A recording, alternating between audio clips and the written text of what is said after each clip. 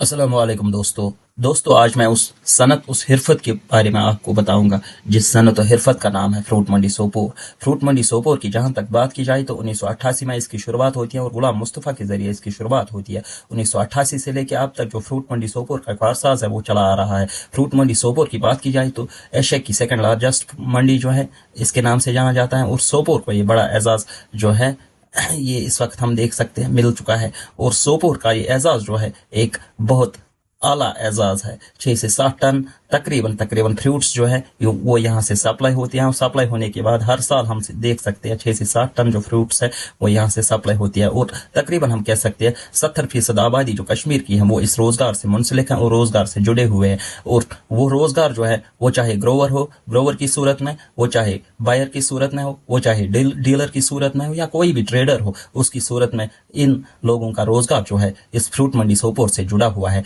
इसका मतलब यह है कि ट्रक ड्राइवर से लेके बहुत बड़े व्यापारी तक जितने भी लोग हैं उनका रोजगार बिल्कुल इस फ्रूट मंडी से जुड़ा हुआ है। तो फ्रूट मंडी सोपोर जो है मानो एक शहरग है तमाम तर मुल्क की, क्योंकि मुल्क की इकॉनमी बढ़ाने के लिए फ्रूट मंडी सोपोर का एक अहम और कलीदी रोल है। और फ्रूट मंडी सोपोर जो है सोपोर के लोगों के लिए ही खुशहाली का ज़ामिन नहीं है बल्कि पूरे मुल्क के लिए खुशहाली का ज़ामिन है।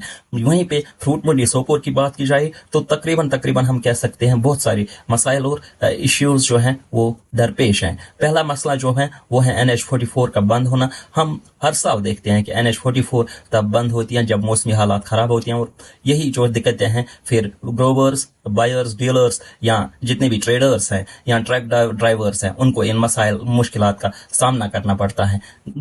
यहाँ पे हमें ये जानना है कि NH-44 जो है ये एक बहुत बड़ा इशू है। इसका दूसरा इशू ये है कि हमारे इस फ्रूट मंडी सोपोर में कोल्ड स्टोरेज का उतना आला पाई का इंतजाम नहीं है। कोल्ड स्टोरेज का एक अच्छा सा इंतजाम होना चाहिए और अच्छा सा इंतजाम होने के बाद कोल्ड स्टोरेज जब अच्छी नौयत की होगी तब लोग खुशहाली की सांस लेंगे और खुशहाली से अपने फ्रूट्स जो है सोपोर की मंडी की तरफ रवां दवा करेंगे। हम एक और इशू जो है देख सकते हैं जो हाल ही में हो चुका है, क्योंकि कस्टम ड्यूटीज का जो फायदा है वो न्यूजीलैंड की कंट्री को मिल चुका है और इससे बहुत बड़ा दचका जो है हमारी फ्रूट मंडी सोपोर को आ चुका है। क्योंकि फ्रूट मंडी सोपोर जो है ये न सिर्फ मुख्तलिफ स्टेट्स को ही अपना माल देता था, यानी अपनी कंट्री के मुख्तलिफ स्टेट्स को ही नहीं देता था, बल्कि हम कह सकते हैं मुख्तलिफ ममालिक में भी इसकी जो बिक्री है वो हो रही थी। हम कह सकते हैं सऊदीया या बाकी ममालिक जो हैं फ्रूट मंडी सोपोर के जामिन थे। फ्रूट मंडी सोपोर जो है इसकी यही गुहार है कि हमारी जो मुश्किलात हैं, हमारे जो मसाइल है वो हल किए जाएं।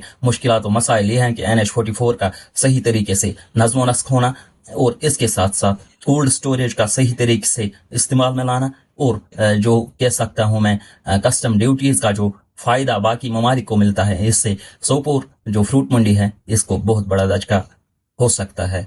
ये थे कुछ अहम बातें जो फ्रूट मंडी सोपोर के हवाले से मेरे जहन में आई थी, मैंने सोचा आपके सामने रखूं।